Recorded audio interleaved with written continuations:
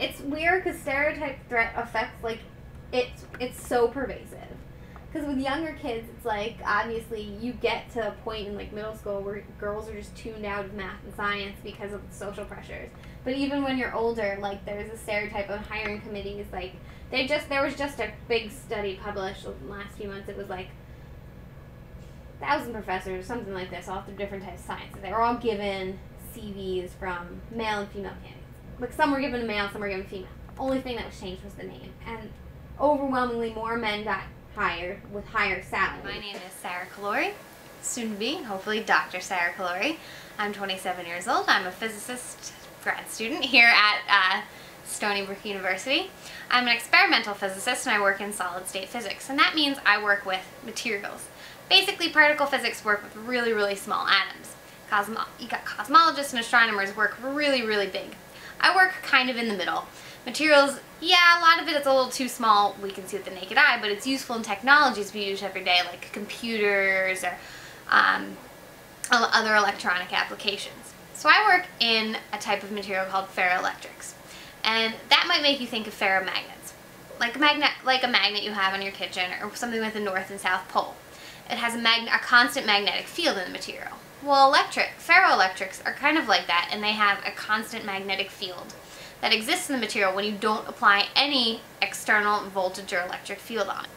These materials also have some other really cool properties, such that when you stomp on them or squish them, when you apply a force, they make a voltage, and same thing, if you heat them, there's a voltage. One of my favorite applications is that there's actually a dance club in Europe that has these things lining the dance floor. So when you're dancing and you're pressing on them, they generate electricity that actually helps power the club. So there's a lot of different applications for this, and I work in a system where we combine these materials with other materials to make integrated structures that kind of take the best properties of both materials and tie them together to make brand new systems. So I think, what kind of systems can I make? Let's make them, and then let's study the final properties of the system as a whole. I'm Rocio Ng. I am a PhD student in the Department for Ecology and Evolution, working with Dr. John True in evolutionary genetics. So we use pigmentation in Drosophila species, so they're fruit fly species, as a model for studying evolution of traits, or as we call them, phenotypes. And what my work specifically focuses on is looking at how different genes might be responsible for variation in pigmentation in different populations of Drosophila melanogaster within eastern United States. Science. My gosh, when I first got into science, so I was really lucky. I credit like my parents and some of my extended family members. They're always taking me to museums when I was little, especially my Uncle Bob. One of my early memories is him taking me to the Museum of Natural History in New York City, and we went to the planetarium.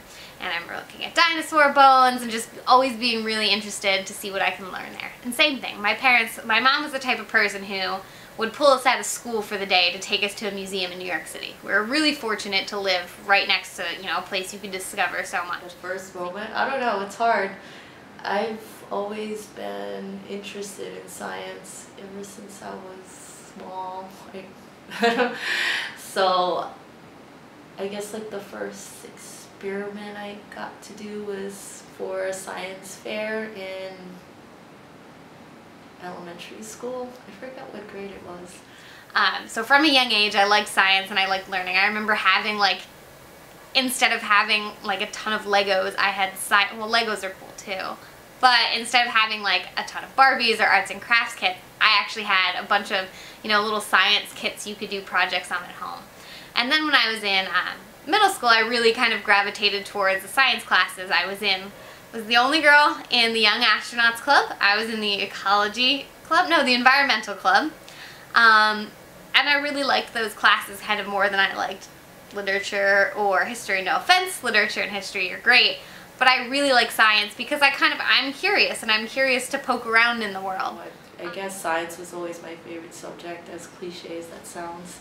And I always enjoy going outdoors and seeing nature and that sort of thing.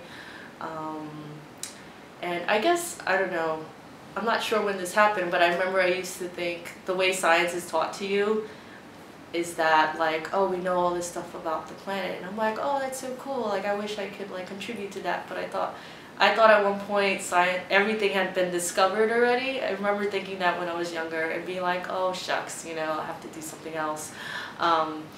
So I guess there had to have been some moment, I guess, in high school or in middle school where I realized, no, there's all this research I can do. And I took every opportunity I could in high school. So I did one of those programs where you work in a lab as a high school student and you make a project for the Intel competition. And that was a really cool experience. I got to work in an actual lab and interact with postdocs and graduate students and a PI, and I worked with another high school student on this. It was a lab in neuroscience and aging. It's really different from what I do now, but then it was, I don't know, that was really cool. I guess that's when I decided like I wanted to pursue biology as a career and go to graduate school and, you know, kind of work in a lab and do that sort of thing. And I had a little bit of a detour towards physics. I went to a science magnet high school and I hated physics the first 2 years I took it. It's just, no offense to my physics teacher, but I had to take 4 years of physics in the first 2 years. Just something about the teacher didn't click with me. And then junior I was going into physics class with Mr. Galitsky, and I dreaded him because he was, you know, the Russian physicist with a reputation for being a really hard physics teacher. But to me, he explained things really clearly. It involved a lot of math, and yeah, it was hard stuff, but he was really good at making it make sense to me, and that just made it click. And from then on, I just wanted to learn more physics. And I had a little divergent path when I had my year or two when I thought I'd work in the music industry, but physics just, that tricky siren just lured me back in. So then in college I ended up switching to a physics major and just realizing, you know, I'm not done with this subject yet. I haven't learned enough. And then I took a solid state physics class. And I'd taken some physics electives before. I took astronomy or astrophysics. I'd taken a little bit of modern physics, and I hadn't really found a topic I connected with that said, okay, this is interesting, maybe it's something I could do. And then I learned about solid state physics, studying materials. And these are some of the first experiments I learned about that are really tabletop scale, that aren't something where you're looking through a camera from deep space, but you're only interacting with it via a computer. Same thing with particles. It's great, and particle physics is awesome, but for me, you like lose that tactile, hands-on feeling. So when I discovered solid state physics, things started in my mind. I was like, wow, you could do this in a small lab and really get your hands on it, but you're also learning really cool things about materials. And so that's kind of the brief version of my physics journey. And then from there, I decided to apply to grad school, and I've a little bit wandered my way through physics, but I found something that I love, and I think working with materials is so much fun. I think our department's pretty diverse in that fact. I mean, it's gotten better with the faculty for sure in the past several years, so we've had a lot of women hires, so I've never really felt like discriminated against or anything. And yeah, I don't know. I think I feel more out of place being minority, because usually, like especially in evolution, specific evolutionary genetics, it's not a very diverse, I mean the pool of scientists aren't as diverse as some other fields. Like you get a lot of like Latino men and women who do mostly like ecological stuff, and they like, because they want to work in the rainforest because they kind of grew up in that environment, I think, I don't know. And so I don't know, I just feel like I stand out more in that way, so maybe that gets in the way of how I feel as a woman particularly. There's a lot. I mean, sometimes you just want to tell them, truthfully, we're not at a point yet, and it's unfortunate, where it's going to come easy. But you have to realize, and it's hard to realize this at a young age, that if you like learning and you like figuring things out, keep doing it. It's probably going to be hard, especially social pressures, but you just got to keep doing it.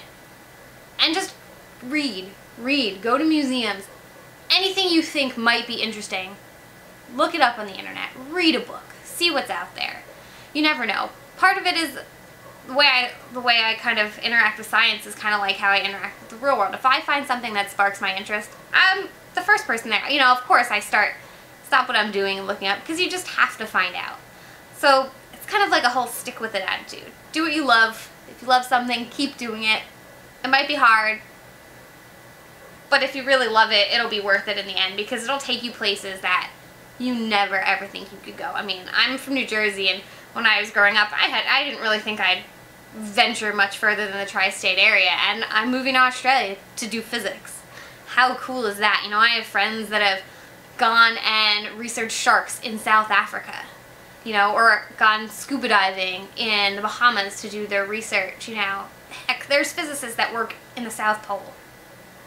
So it's kind of, you have to keep the long term in mind sometimes, and it's hard to get that across to like younger hopeful scientists.